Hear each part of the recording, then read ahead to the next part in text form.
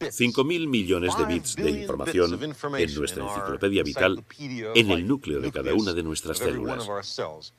Si escribiéramos estas instrucciones en inglés, por ejemplo, esa información llenaría 1000 volúmenes. Piénsenlo. En cada una de las 100 billones de células de nuestro cuerpo está el contenido de una biblioteca entera con instrucciones para fabricar cada parte del cuerpo. Son células sabias. Si esta fuera mi biblioteca genética, contendría todo lo que mi cuerpo sabe hacer sin haberlo aprendido. La antigua información está escrita con exhaustivo, cuidadoso y redundante detalle. Cómo reír, estornudar, caminar, cómo reconocer formas, reproducirse, cómo digerir una manzana. Escribieran en el lenguaje de la química cómo se verían las instrucciones para digerir el azúcar de una manzana. Pues veamos.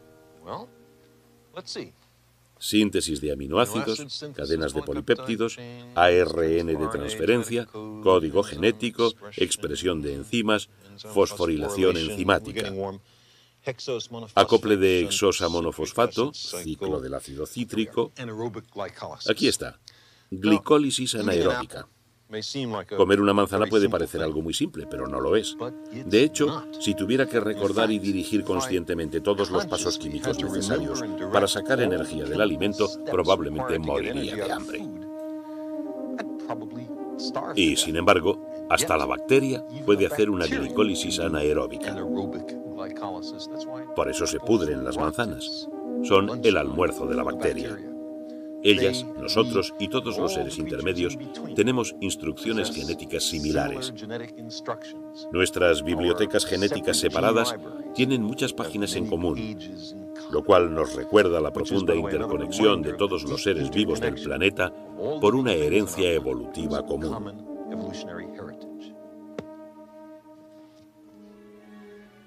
La actual tecnología humana solo puede reproducir una diminuta fracción de la compleja bioquímica que nuestros cuerpos parecen realizar sin esfuerzo.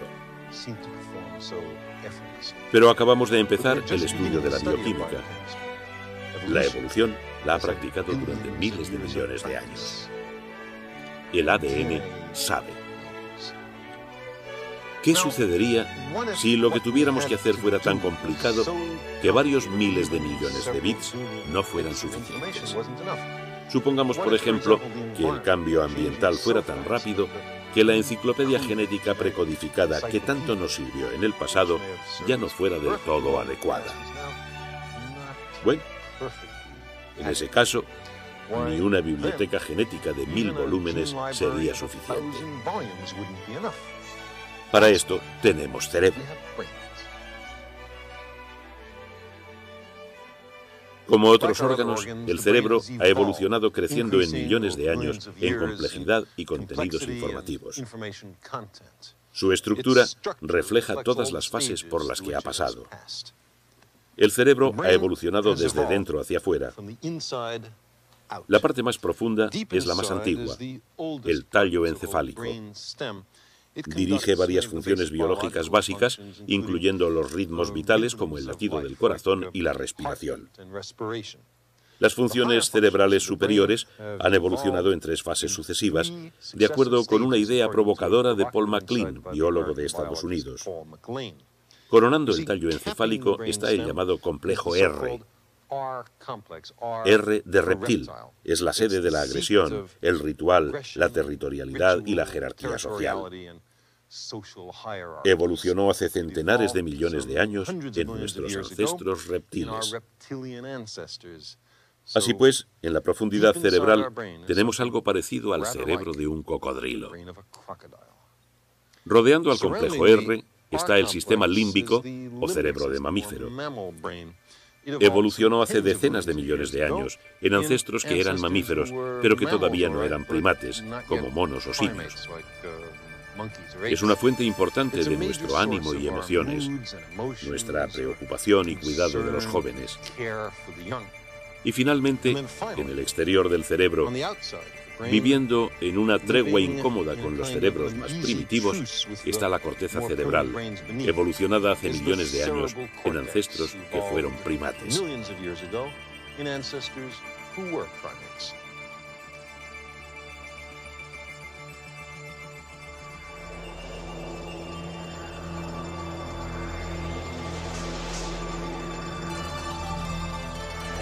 Este es el punto de partida para todo viaje cósmico. La corteza cerebral, donde la materia se transforma en conciencia. Comprende más de las 2/3 partes de la masa cerebral y es el reino de la intuición y el análisis crítico. Aquí es donde están las ideas y la inspiración, donde leemos y escribimos, donde hacemos matemática y música. La corteza regula nuestras vidas conscientes, distingue a nuestra especie, es la sede de la humanidad. Aquí viven el arte y la ciencia. La civilización es producto de la corteza cerebral. Detrás de la frente están los lóbulos frontales de la corteza cerebral. Puede ser donde anticipamos hechos, donde desciframos el futuro. Si puedo prever un futuro desagradable, puedo tomar medidas para evitarlo. Aquí, en los lóbulos frontales, puede estar la garantía de la supervivencia humana si tenemos la sabiduría para prestar atención. La estructura microscópica del pensamiento está dentro de la corteza. El lenguaje cerebral no es el lenguaje ADN de los genes. Lo que sabemos está codificado en células llamadas neuronas, diminutos elementos de conexión. Cada conexión representa un bit de información. ¿Cuántas neuronas tenemos? Tal vez 100.000 millones, una cifra comparable a las estrellas de la Vía Láctea. Y hay algo así como 100 billones de conexiones neuronales. Esta intrincada y maravillosa red de neuronas ha sido descrita como un telar encantado, donde millones de lanzaderas centelleantes tejen una forma que se desvanece. Aún al dormir, el cerebro pulsa, palpita y centellea con el complejo quehacer de la vida humana. Soñar, recordar, resolver cosas. Nuestros pensamientos, visiones y fantasías poseen una realidad física tangible. ¿A qué se parece un pensamiento? Está formado por centenares de impulsos electroquímicos. Allí, por ejemplo, está la chispa de un recuerdo.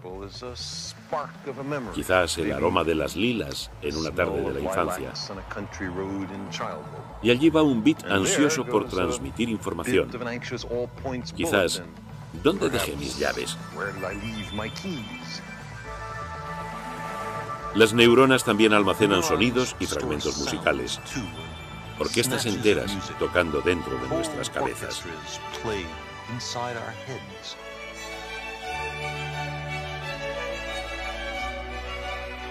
El paisaje de la corteza cerebral humana tiene surcos profundos. Hay una buena razón para ello. Estas circunvoluciones aumentan el área disponible para almacenar información en un cráneo de tamaño limitado.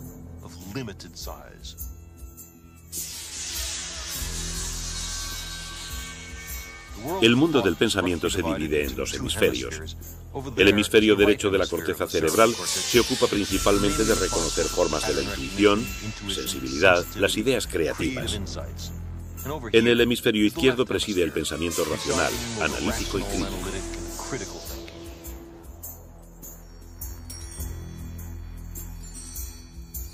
Estos son los dos lados, las fuerzas duales, los opuestos esenciales que caracterizan el pensamiento humano. Ante nosotros están los medios tanto para generar ideas como para probar su validez.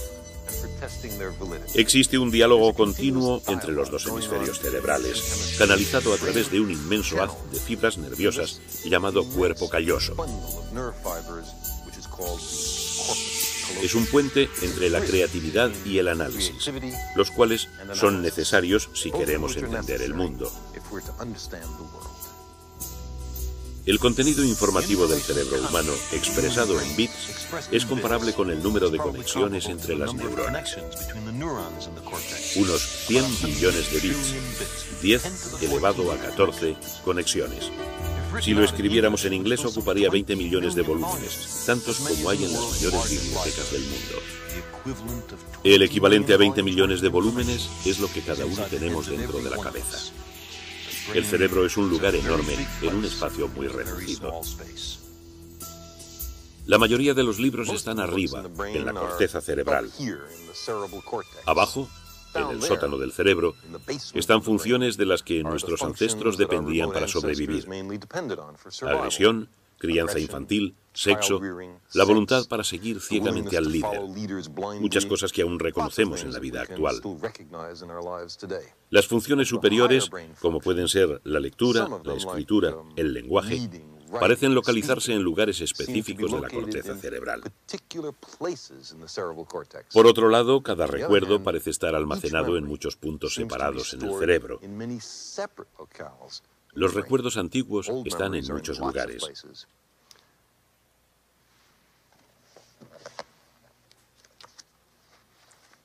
Aquí está uno de mis primeros recuerdos.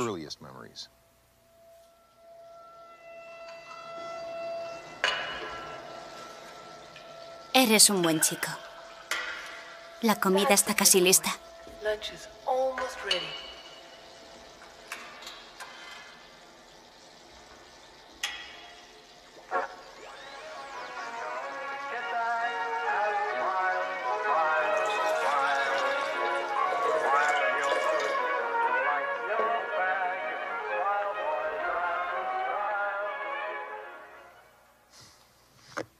Esto fue hace mucho tiempo. Pero su impresión no se borró de la biblioteca de este cerebro.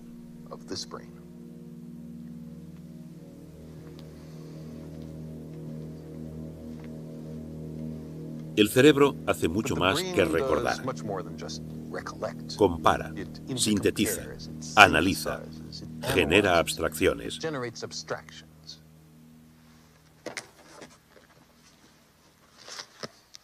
El pensamiento más simple, como el concepto del número 1, tiene un elaborado apuntalamiento lógico. El cerebro tiene su lenguaje para probar la estructura y consistencia del mundo, pero no vemos la maquinaria del análisis lógico, solo las conclusiones. Es mucho más lo que debemos descifrar que lo que los genes saben. Por eso la biblioteca cerebral es unas 10.000 veces mayor que la biblioteca genética. Nuestra pasión por aprender es la herramienta para sobrevivir.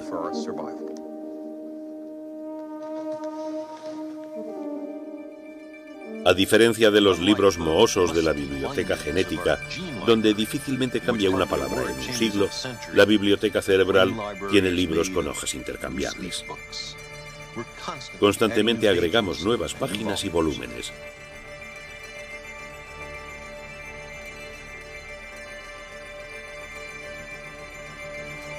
Tenemos las emociones y los patrones de conducta ritual profundamente arraigados. Son parte de nuestra humanidad, pero no son característicamente humanos. Hay otros animales con sentimientos. Lo que distingue a nuestra especie es el pensamiento. De algún modo, la corteza cerebral es una liberación. Ya no necesitamos estar atrapados en los patrones de conducta genéticamente heredados de las lagartijas y babuinos. La territorialidad, la agresión y las jerarquías de dominación.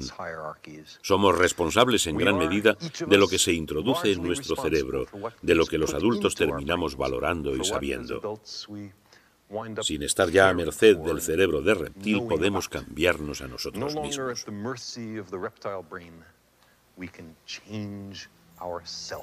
Piensen en las posibilidades.